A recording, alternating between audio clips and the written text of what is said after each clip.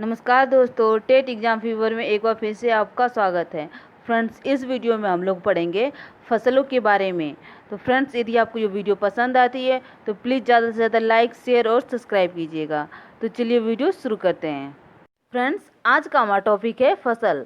Friends, आज हम लोग फसल के बारे में अच्छे तरीके से डिस्कस करेंगे। तो चलिए देखते हैं। पहले हम लोग फसल की परिभाषा देखते हैं कि फसल कहते किसे हैं।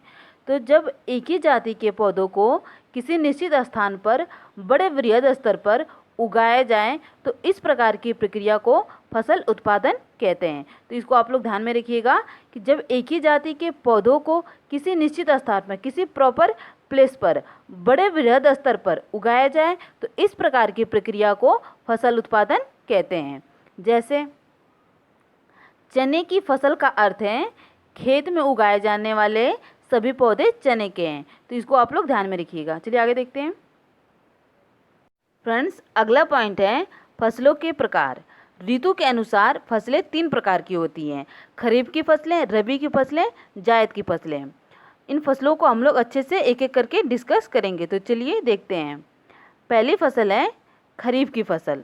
यह फसल जून जुलाई में बोई जाती है और नवंबर दिसंबर में काट ली जाती है। खरीफ की फसल जैसे मक्का, गन्ना, अरहर, बाजरा, धान, तिलहन, ज्वार, ये सभी खरीफ की फसलों के अंतर्गत आएंगी। और फ्रेंड्स, इन फसलों को याद करने के लिए हमने कुछ ट्रिक भी बनाया है। उस ट्रिक के माध्यम से आप लोग आसानी से इसको याद कर लीजिएगा। तो चलिए देखते हैं। ट्रिक है मगर में बाधा तीज। म से मक्का हो गया, ग से गन्ना, हर से अरहर, बा से बाजरा, धा से धान, ती से तिलहन, ज से ज्वार। तो फ्रेंड्स, इस ट्रिक के माध्यम से आसानी से आप लोग इसको याद कर लीजिएगा। चलिए आगे देखते हैं। फ्रेंड्स, अगली फसल है रबी की फसल।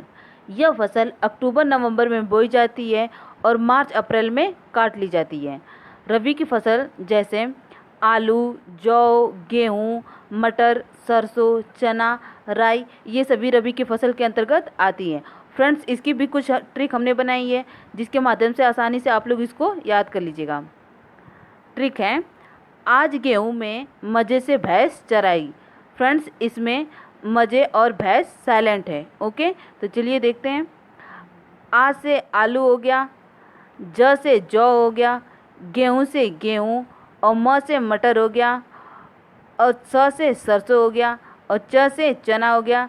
अगला राई से राई हो गया। तो फ्रेंड्स, इसको ट्रिक के माध्यम से आसानी से आप लोग याद कर लीजिएगा। फ्रेंड्स, अगली फसल है जायद की फसल। जायद की फसल मई जून में बोई जाती है और जुलाई में काट ली जाती है।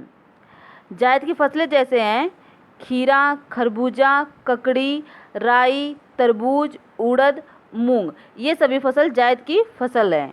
और फ्रेंड्स, इसकी भी कुछ ट्रिक हमने बना रखी है। ज़्यादा खीरा खाकर ताऊ मरे, इसमें ज़्यादा साइलेंट है। ओके, खीरा से खीरा, ख से खरबूजा, क से ककड़ी, र से राई, त से तरबूज, उ से उड़द, और म से मूंग। तो इस ट्रिक के माध्यम से आसानी से आप लोग इसको याद कर लीजिएगा। चलिए आगे देखते हैं। फ्रेंड्स, अगला पॉइंट है फसल चक्र। तो चलिए देखते हैं फसल चक्र किसे कहते हैं। विभिन्न फसलों को किसी निश्चित क्षेत्र पर एक निश्चित क्रम से किसी निश्चित समय में बोने को फसल चक्र कहते हैं। अर्थात भूमि के किसी निश्चित भाग पर नियत समय में फसलों को इस क्रम से बोया जाना चाहिए कि जो भूमि की उर्वरा शक्ति है कम ना होना पाए और उपज भी अच्छी मिले। इस प्रकार की फसलों की अदला बदली को फसल चक्र कहते हैं। ओके, तो इसको आप लोग ध्यान में रखिएगा। चलिए आगे देखते हैं। फ्रेंड्स, अगला पॉइंट है फसल चक्र के सिद्धांत। इसके अंतर्गत पहला है गहरी जड़ों वाली फसल के बाद उथली जड़ों वाली फसल बोना चाहिए। मतलब गहरी जड़ों वाली अर्थात जिन फसलों की जड़ें गहरी होती हैं उनको पहले बोना चाहिए, फिर उसके बाद उथली जड़ों वाली अर्थात जिन फसलों की जड़ें ऊपर होती हैं उनको बोना चाहिए। ऐसा क्यों करना चाहिए? क्योंकि ऐसा करने से जो फसलें होती हैं अपना भोजन एक ही सतह से न ग्रहण करके विभिन्न सतहों से ग्रहण करती हैं, जिससे खेत की जो भूमि की जो उर्वरा शक्ति रहती है वो अधिक कम नहीं हो पाती है और फसल भी अच्छी होती है। ओके, चलिए अगला पॉइंट देखते हैं। फ्रेंड्स, अगला पॉइंट है फलीदार फसल के बाद फलहीन फसल को बोना चाहिए। मतलब जो फलीदार फसल होती हैं ये भूमि की उर्वरा शक्ति को बढ़ा देती हैं, जबकि फलहीन फसल भूमि की उर्वरा शक्ति को कमज़ोर कर देती हैं। अतः हमें भूमि में उपजाऊ को बनाने वाली पहले फसलों को उगाना चाहिए, फिर उसके बाद फलहीन फसलों को बोना चाहिए, जिससे दोनों फसलें अच्छी तरीके से हो सकें। ओके, चलिए आगे देखते हैं। अगला पॉइंट है, अधिक खाद चाहने वाली फसल के बाद कम खाद चाहने वाली फसल बोना चाहिए।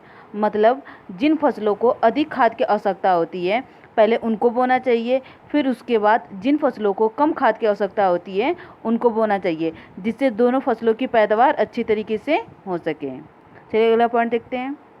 वैसे ही फ्रेंड्स, अगला पॉइंट है, अधिक निराई गुड़ाई चाहने वाली फसल के बाद कम निराई गुड़ाई चाहने वाली फसलों को बोना चाहिए। अगला पॉइंट है, अधिक पानी चाहने वाली फसल के बाद कम पानी चाहने वाली फसलों को बोना चाहिए। ओके, चलिए अगला पॉइंट देखते हैं। अगला पॉइंट है, मृदा अपरदन।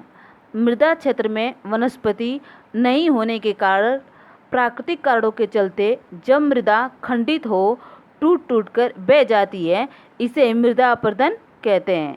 मतलब मिट्टी में पौधे नहीं होने के कारण प्राकृतिक कारणों के चलते जब मिट्टी खंडित होकर टूट टूट कर और बह जाती है, इसे मृदा अपरदन कहते हैं।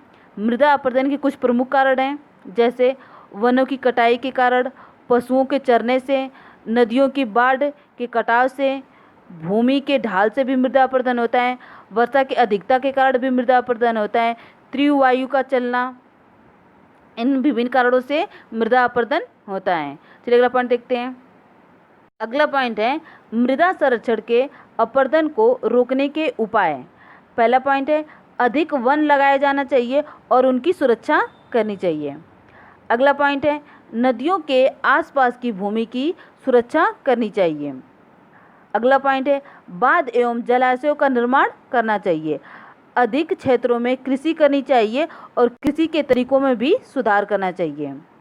अगला पॉइंट है, मरुस्थल में अधिक पेड़ लगाने चाहिए।